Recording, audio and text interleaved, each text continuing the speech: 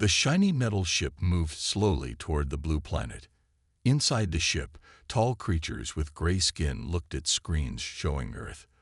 They had traveled a long way to find new worlds. These aliens belonged to the Galactic Council, a group of 27 different alien species who ruled many star systems. "This planet shows signs of basic technology," said Commander Zrel, tapping a long finger on the screen. "The beings here have not mastered space travel beyond their moon. They will be easy to study."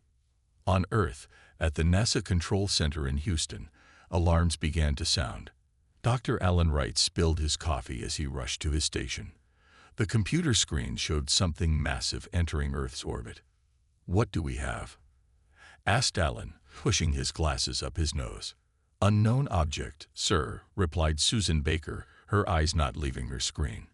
"It's big, about 3 times the size of the International Space Station." Alan watched as data streamed across his monitor. This was not a meteor or space junk. This object was slowing down, changing direction. It was being controlled. "Get the director," Alan said quietly, "and contact the White House." Within hours, military jets filled the skies over major cities. News channels showed the same images over and over. A silver disk hanging in the sky, just visible to the naked eye. In his small apartment, Alan packed quickly. Government agents had called him 10 minutes ago. A helicopter was coming to take him to a secure facility. As a leading expert in possible alien life, he was needed now. The helicopter landed at a military base in Nevada. Alan was rushed inside a building where serious-faced officials waited. In the center of the room was a large screen. "Dr. Wright," said General Ben Henderson, 30 minutes ago, "we received this." The screen lit up with strange symbols. They moved and changed in patterns. "It's a message," Alan whispered. "They're trying to communicate." For 3 days, Alan worked with mathematicians and language experts to decode the alien message. Finally, they had a breakthrough. "It's an invitation," Alan told the president during an emergency video call. "They want to meet us."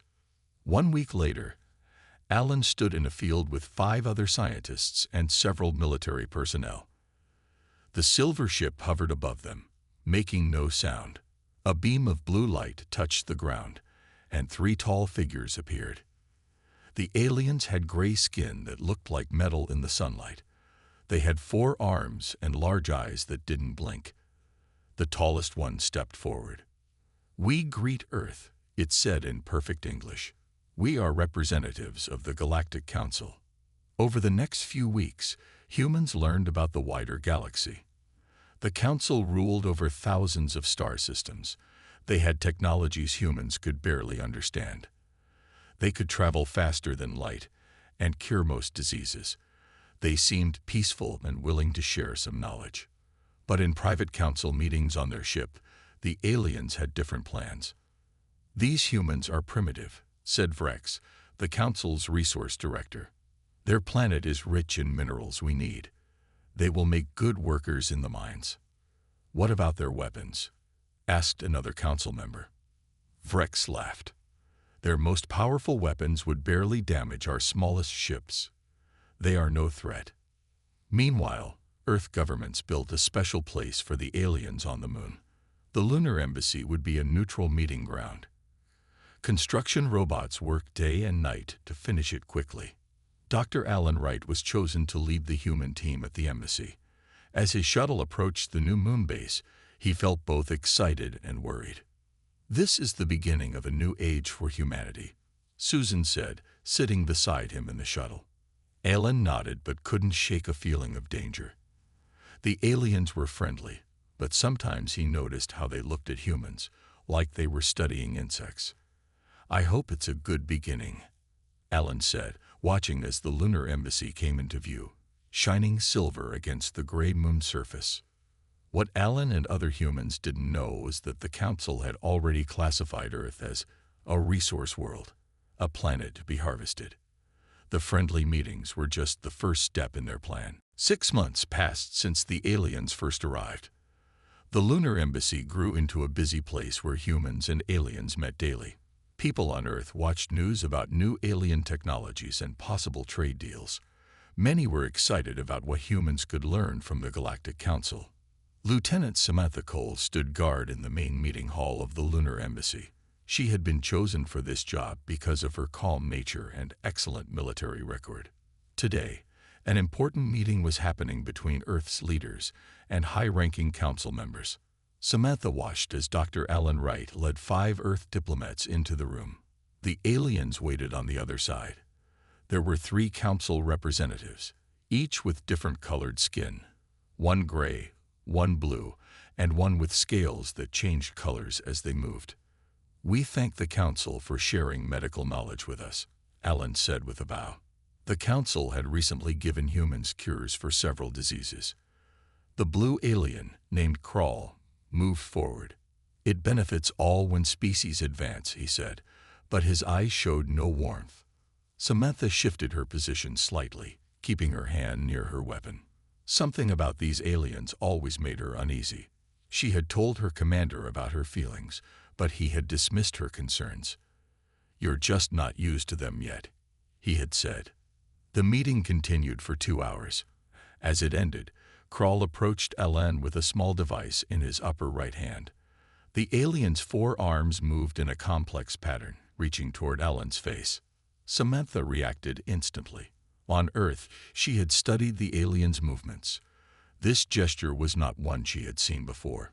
The speed of the motion and the way the alien suddenly produced an unknown device triggered her training. She drew her gun and shouted, "Stop." Crawl turned toward her, the device still in hand, and moved quickly in her direction. Samantha fired once. The sound echoed loudly in the meeting hall. The blue alien fell to the floor. The other council members made high-pitched sounds that hurt human ears. Guards from both sides rushed forward, weapons ready. It was a greeting gift. The gray alien screamed. A simple data device with star maps. Alan dropped to his knees beside the fallen alien. "Get a medical team," he yelled. But it was too late. Crawl was dead.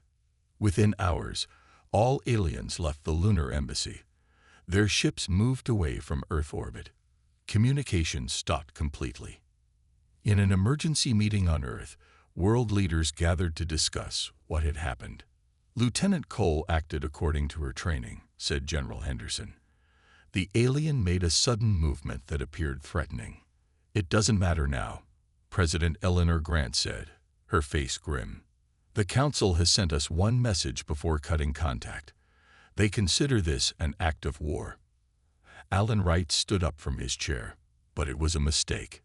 We must explain." A young officer ran into the room, interrupting him. "Madam President, we're detecting multiple objects entering our solar system. They're moving fast." Screens around the room showed red dots approaching Earth. There were hundreds of them. "They're targeting military bases," someone said. President Grant stood tall despite the fear visible on her face. "How long until they reach Earth?" "6 hours, Mom." The president looked at each person in the room. "Send messages to all nations. We need to prepare. This is not a diplomatic incident anymore. This is survival." On the main council ship, far from Earth, the alien leaders watched displays showing their attack fleet. "Such violence from primitives is unacceptable," said the head counselor. "They must learn their place in the galaxy." Another counselor checked the battle plans. "Our military experts predict this will take 3 Earth days at most. Their weapons cannot harm our ships. They will surrender quickly." A younger counselor looked uncertain. "What if they don't surrender?" The head counselor made a dismissive gesture with 2 of his arms. "All species surrender when faced with superior force. It is the way of the galaxy." What the council didn't understand was that humans were different. Throughout their history, humans had fought against overwhelming odds. They had survived ice ages, plagues, and their own destructive wars. They were not like other species the council had encountered. And now, humanity was preparing to show the galaxy exactly what that meant. The first attacks hit Earth like lightning. Alien ships broke through the atmosphere and fired at military bases in North America, Europe, and Asia. Buildings fell. Planes exploded before they could take off. Soldiers ran for cover as strange weapons turned the ground to fire. In an underground command center in Colorado, President Eleanor Grant watched screens showing destruction around the world. Her face was tired, but her eyes stayed strong. "How bad is it?" she asked. "Bad, Madam President," replied General Henderson. "They hit our main bases first. Our jets can't get close to their ships. The weapons we have don't seem to hurt them much." "What about the experimental laser defense system?" "We're trying to bring it online, but we need more time." President Grant nodded. "Time is what we need to buy." She turned to her communication officer. "Get me a direct line to the people. All channels, all devices." Across the world, people huddled in basements and shelters. They looked at phones, tablets, and TVs as the president's face appeared on their screens. "Citizens of Earth," she began, her voice calm but firm. 6 hours ago, forces from the Galactic Council began attacking our planet. This assault comes after a tragic misunderstanding at the Lunar Embassy. We tried to explain, to make peace, but they refused to listen. Images showed alien ships destroying buildings and bridges. We face an enemy with technology far beyond our own. They expect us to surrender quickly. They believe we are weak." She paused. "They are wrong." In space, more alien ships entered Earth orbit. Throughout our history, humanity has faced terrible dangers. We have survived ice ages, plagues, and wars. We have never given up. We have always found a way to continue, to fight back, to survive. In NASA headquarters, Dr. Alan Wright worked with engineers to modify satellites. They were trying to create a communication system the aliens couldn't block. "We did not seek this conflict," President Grant continued. "But make no mistake, humanity will not go quietly. You have mistaken our peaceful overtures for weakness. This day, you learn how grievously you have miscalculated." She leaned closer to the camera. "To all citizens, help each other. Share food, water, and shelter. Follow emergency instructions from local authorities. And remember, we have faced dark days before. We will face these together." As the president spoke, something unexpected was happening at a military research facility in Nevada. General Paul Martinez stood in a hangar filled with strange aircraft. These weren't normal planes. They were experimental craft, built using ideas from studying the alien ship. "Get these in the air," he ordered. "They won't expect us to have anything like them." Pilots ran to the unusual craft. They had trained in secret for months, learning to fly using new systems. "Sir, these haven't completed testing," a young officer said nervously. "We're out of time," replied Martinez. "If we don't try, there won't be anything left to test." In orbit around Earth, the Council's attack commander watched the planet burn. Things were going as planned. Human defenses were falling quickly. Their primitive weapons barely touched the alien ships. "Begin Phase 2, the commander ordered. Target their power stations and water treatment facilities. Once their basic needs are threatened, they will surrender." A junior officer approached. "Commander, we're detecting unusual energy readings from the planet's surface." "Explain." "It appears they are activating some kind of." An alarm sounded through the ship. On the main screen, small dots rose from Earth's surface. They moved in ways the alien computers couldn't predict. "Impossible," the commander whispered. Down on Earth, the experimental craft rose into the sky. They weren't as advanced as the alien ships, but they were faster than anything humans had built before, and they carried weapons designed based on studying alien technology. Lieutenant Gray Howard piloted the lead craft. "Eagle Squadron, form up," he said into his radio. "Let's show these aliens that humanity knows how to fight back." The 12 Earth craft shot toward the alien fleet.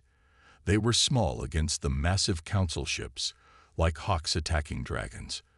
But they flew with a skill and courage that took the aliens by surprise. The real war for Earth had begun. 2 weeks passed since the first alien attacks. The world looked different now. Many cities had broken buildings. Smoke rose from places where fighting happened. But humans did not give up. The aliens had expected a quick victory. They thought humans would surrender in 3 days. They were wrong. Major Frank Daniels crouched behind a fallen tree. His team of 20 soldiers stayed hidden in the forest. They watched as an alien ground vehicle moved slowly along the road. "Remember," Frank whispered to his team, "aim for the blue parts near the bottom. That's where our weapons can do damage." The aliens had taken control of several cities. Their ships were too strong for most human weapons. But on the ground, humans found ways to fight back. Frank gave the signal. His soldiers fired their weapons all at once.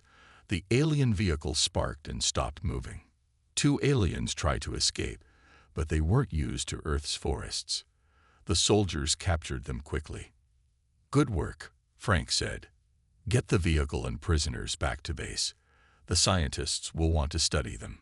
Across the world, small groups like Frank's fought against the aliens. The Council forces didn't understand why humans kept fighting when they were clearly outmatched. In a secret lab under the Rocky Mountains, Dr. Olivia Blackwell worked without sleep. Around her, 50 scientists studied pieces of alien technology. These were parts from crashed ships and captured weapons. "Look at this," Olivia said, pointing to a screen. "Their energy systems work differently than we thought, if we adjust our approach." She typed quickly on her computer.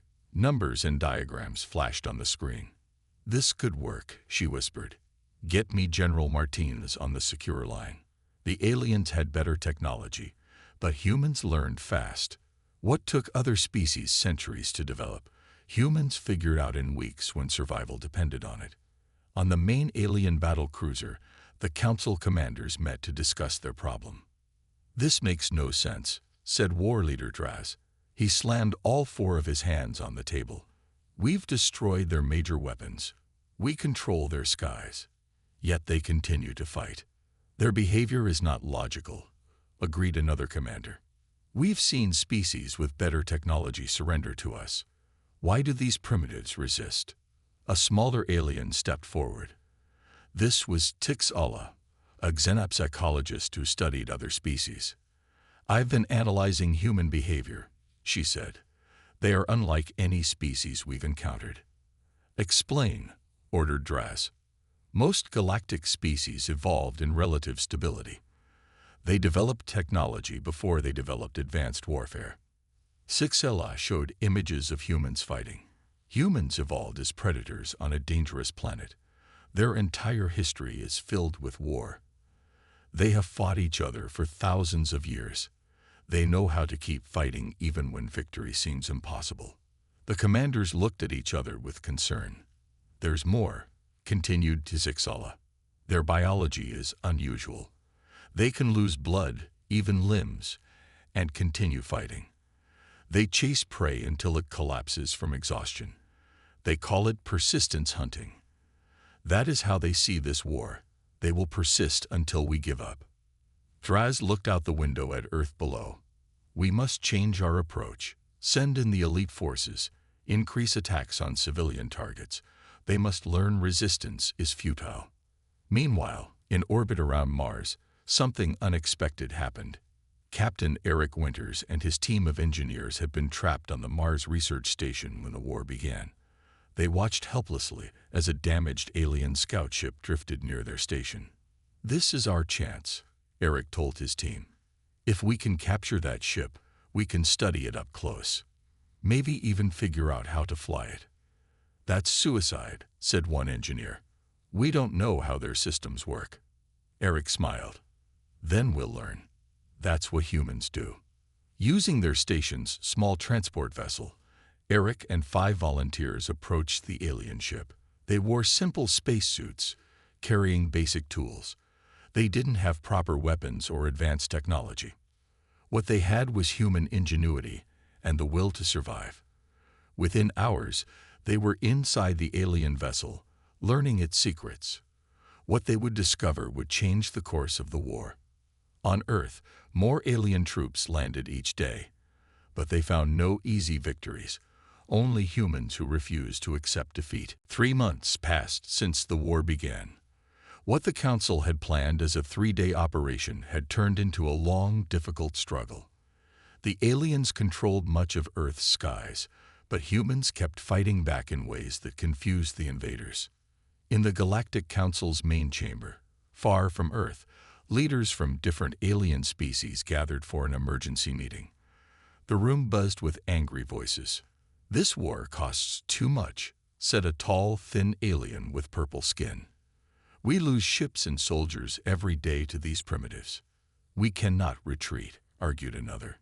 "If we show weakness to one species, others might rebel." The head counselor raised all 4 hands for silence. "We have asked Sixala to present her full findings on humans. Perhaps then we can understand how to defeat them." Sixala stepped to the center of the room. Behind her, large screens showed images of Earth and humans. 3 months ago, we believed humans would surrender quickly when faced with our superior technology, she began. That belief was wrong because we did not understand what humans truly are. The screens showed humans throughout history, building pyramids, crossing oceans in small boats, climbing the highest mountains, walking on their moon. Unlike most intelligent species, humans evolved as apex predators on their planet. They survived ice ages, diseases that killed millions, and their own destructive wars. Sixala paused. "They do not think like us. When faced with overwhelming force, they do not surrender. They become more determined." The council members shifted uncomfortably. "Humans call themselves by many names," Sixala continued. "But one description appears often in their literature: the most dangerous species on their planet. They were the most lethal creatures on a world full of dangers even before they developed technology." Back on Earth, in a hidden facility beneath the ruins of what was once Chicago, Captain Eric Winters stood before a group of military leaders. Beside him was the alien scout ship he had captured from Mars orbit. "We figured out how their propulsion system works," Eric explained, pointing to parts of the ship. "And their weapons. They use energy in ways we never considered." General Martinez examined the ship. "Can we build our own version?" "Better," Eric said with a smile. "We can improve it. Dr. Blackwell's team has found ways to make their technology more efficient by combining it with our approaches." Meanwhile, in forests across North America and Europe, Major Frank Daniels led larger groups of fighters against alien ground forces. Humans used their knowledge of Earth's terrain, the dense forests, high mountains, deep oceans, to set traps and launch surprise attacks. The alien soldiers were not prepared for muddy swamps, thick snow, or the simple determination of humans fighting for their home. They had better weapons but lacked the creativity and adaptability that humans had developed throughout their difficult history. In the southern Pacific Ocean, a submarine captained by Laura Chen moved silently under the waves. The aliens struggled to track anything underwater. Laura's submarine carried special missiles developed from studying alien technology. "Target locked," whispered her weapons officer. "Alien ship directly above us." "Fire," Laura ordered. The missile shot from the submarine, rose through the water, and struck the alien ship at its weakest point. The massive vessel crashed into the ocean. Inside her laboratory, Dr. Olivia Blackwell watched as her team tested a new shield device. It was smaller than the alien version, but just as effective. "It works," said her assistant with excitement. "We can start producing these for our fighters." Olivia nodded, but her eyes showed both hope and sadness. "We're learning so much, so quickly. I wish it hadn't taken a war to push us forward like this." In orbit around Earth, more human ships now challenged the alien fleet. These were not the primitive craft the Council had faced at the beginning of the war. These vessels used stolen and adapted alien technology, improved by human innovation. The Council had made a terrible mistake. They had attacked a species that had spent its entire existence learning how to survive against the odds. Now, humanity was using that same determination to fight back against the stars themselves. And across the galaxy, other species were beginning to notice. 6 months into the war, battles spread across the solar system. Humans had pushed beyond Earth's orbit. They fought in the dusty plains of Mars and among the rings of Saturn. Ships built with a mix of human and alien technology challenged the Council fleet. Lieutenant Commander Diane Powell stood on the bridge of the Defiance, Earth's newest warship. It was smaller than the alien vessels but faster and more maneuverable. Her crew was tired but determined. They had been fighting for 3 days straight. "Enemy ships approaching from the asteroid belt," called out her radar officer. Diane studied the screen showing the enemy formation. "They always use the same attack pattern," she said quietly. "They never adapt." This was a weakness humans had discovered. The Council species had fought the same way for thousands of years. They had never needed to change because they always won. But against humans, this predictability became a problem. "Prepare the new disruptor weapons," Diane ordered. "Target their shield generators." Dr. Blackwell's team had discovered a flaw in alien shield technology. It couldn't handle rapid changes in energy patterns. The new human weapons exploited this weakness. "Fire when ready," said Diane. The Defiance shot bright blue beams at 3 alien cruisers. Their shields flickered and failed. Following ships launched missiles into the unprotected areas. "Direct hits on all targets," reported the weapons officer with a smile. For the first time, the battle in the asteroid belt turned in humanity's favor. 7 alien ships retreated. 3 were destroyed. It was a small victory, but an important one. Back on Earth, in a secure facility under the Rocky Mountains, Ambassador William Reeves met with an unusual visitor. Grak was a Council alien who had surrendered after his ship crashed. Unlike other prisoners who stayed silent, Grak wanted to talk. "My people did not all agree with this war," Grak explained, his 4 arms moving nervously. "Some of us believed we should learn from humans, not conquer them." William leaned forward with interest. "Are there others who think like you?" "Many, especially after seeing how you treat prisoners." Grak looked around at the clean room, the decent food, the medical care he had received. "In Council wars, prisoners are often not treated well." "We have laws about the treatment of prisoners," William explained. "Rules of war that we try to follow even when our enemies don't." This concept amazed Grak. His species and others in the Council saw warfare as total. The idea of limiting violence, of showing mercy to enemies, was new to them. "I can help you contact others who oppose this war," Grak offered. "There are Council species who wish to break away, to form new alliances." This was exactly what Earth needed. Allies among the stars.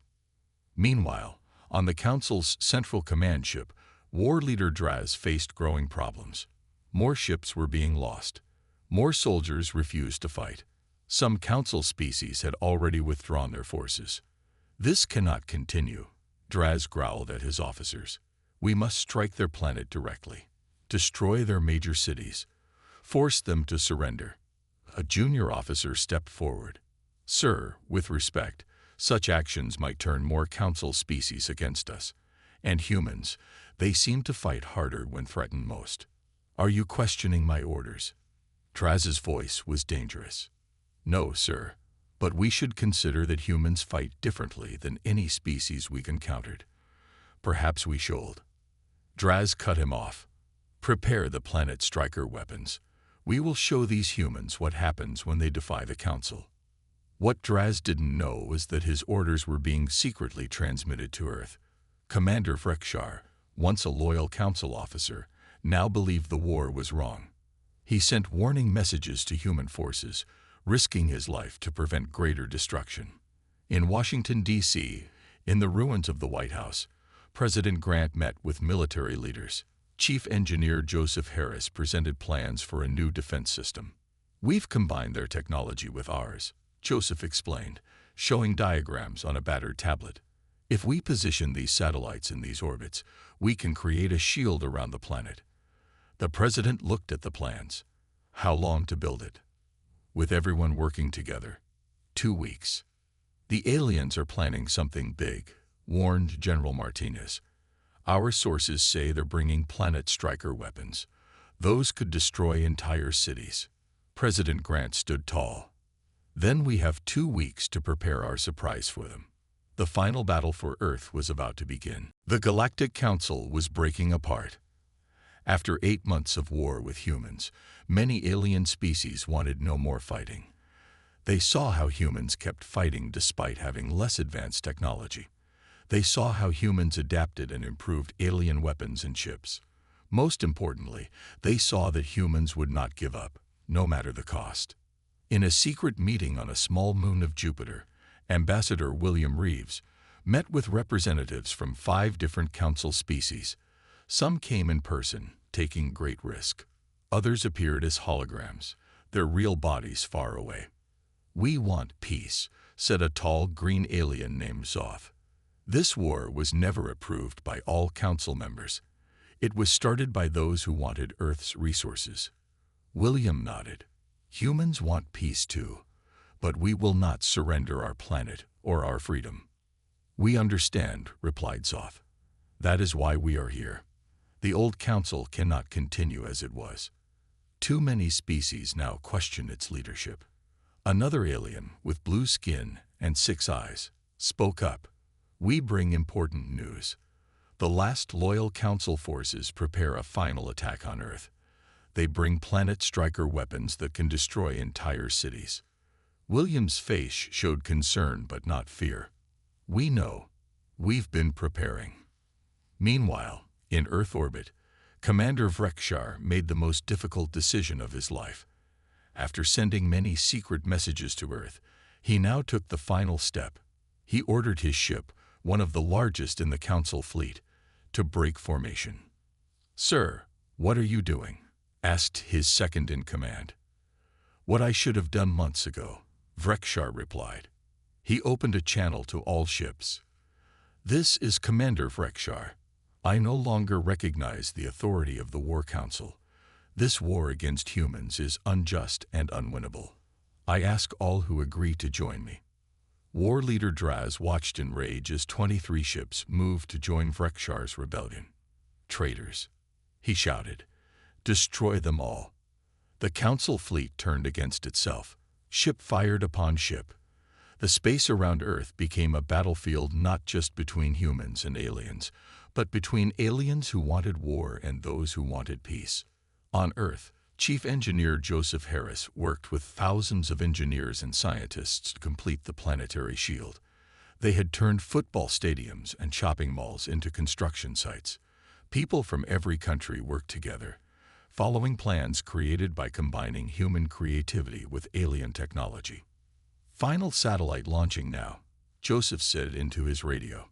Sweat covered his face as he watched screens showing the last defense satellite rising into orbit. Dr. Olivia Blackwell stood beside him, checking calculations on her tablet. "If this works, it will be the most powerful energy shield ever created." "If it works," Joseph repeated.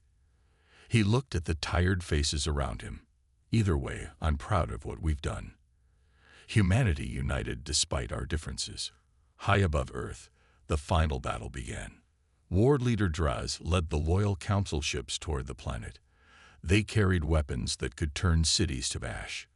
Behind them came Vrekshar's rebel fleet and the growing number of human ships. "Planet strikers ready to fire," reported Draz's weapons officer. "Target their largest cities," ordered Draz. "Show no mercy." The massive weapons powered up, glowing with deadly energy. They aimed at Earth below. At that moment, Joseph Harris activated the planetary shield. A web of energy spread between the defense satellites, forming a blue dome over the entire planet. The planet striker weapons fired. Beams of destructive force shot toward Earth. They hit the shield and spread across it like ripples in water. The shield held. "Impossible," shouted Draz. "Fire again." But before they could, human ships and rebel alien vessels attacked from behind. The battle was fierce but quick. Without the support of many council species, Draz's fleet was outnumbered. Lieutenant Commander Diane Powell led the human attack force. "Target their command ship," she ordered, "but leave escape pods alone." We don't need more death today. The human ships showed a precision and skill that surprised even their alien allies. They disabled engines and weapons systems while avoiding unnecessary destruction. Within hours, the battle was over.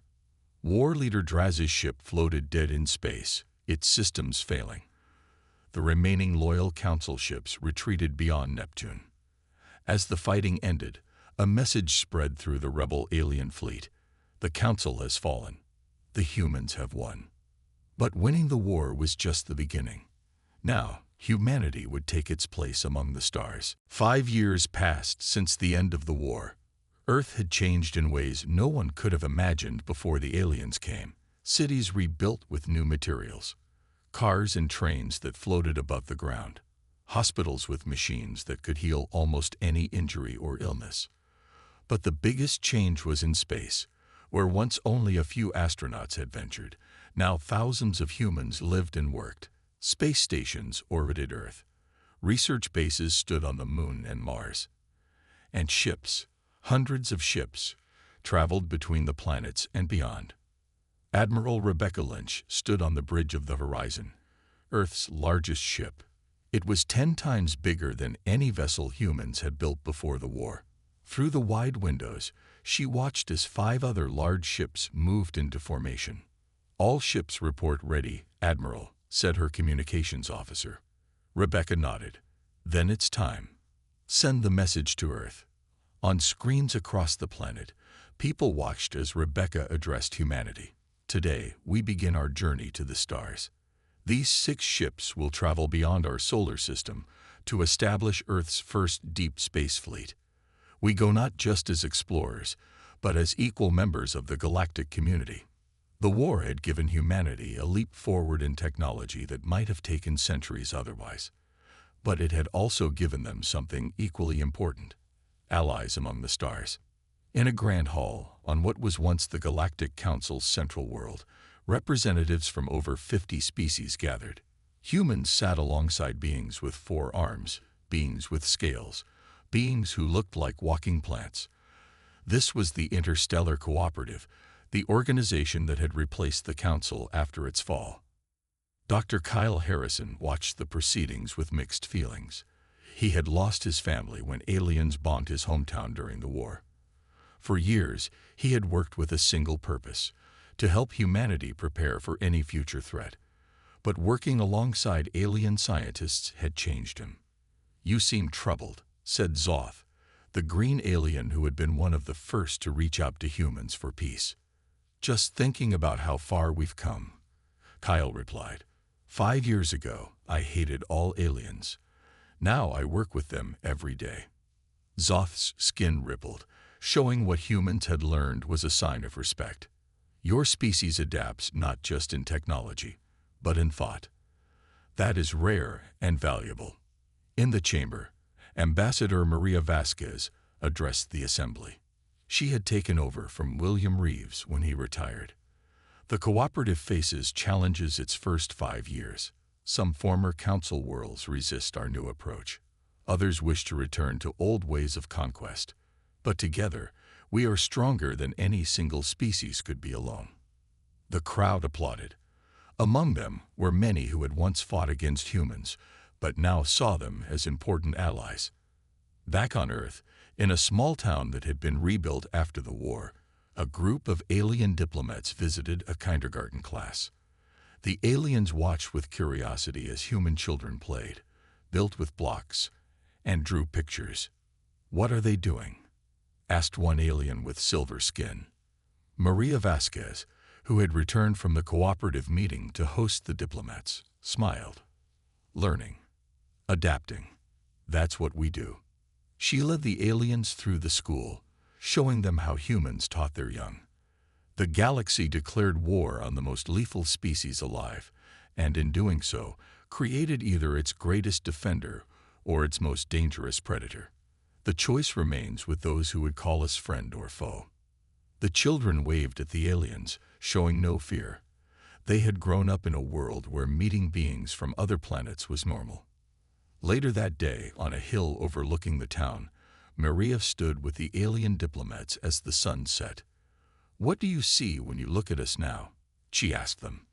The lead diplomat, an older alien with wisdom in his many eyes, considered carefully before speaking. 5 years ago, we saw savages with stolen technology. Now we see mirrors. You remind us of what we once were, before comfort made us forget the drive to improve, to overcome challenges. He gestured toward the stars appearing in the evening sky. Out there, beyond the worlds we know, are dangers none of us can face alone. Perhaps humans, with their strange mix of aggression and compassion, are exactly what the galaxy needs. Maria looked up at the first stars of evening. Among them was a particularly bright one, not a star at all, but the horizon, carrying humanity's hopes to distant worlds. The war had been terrible, but from it came a future brighter than anyone could have dreamed. Somewhere in that vast darkness, other species were learning the lesson the Council had learned too late. Never underestimate humans. They may be the most dangerous species in the galaxy, but they could also be its greatest hope.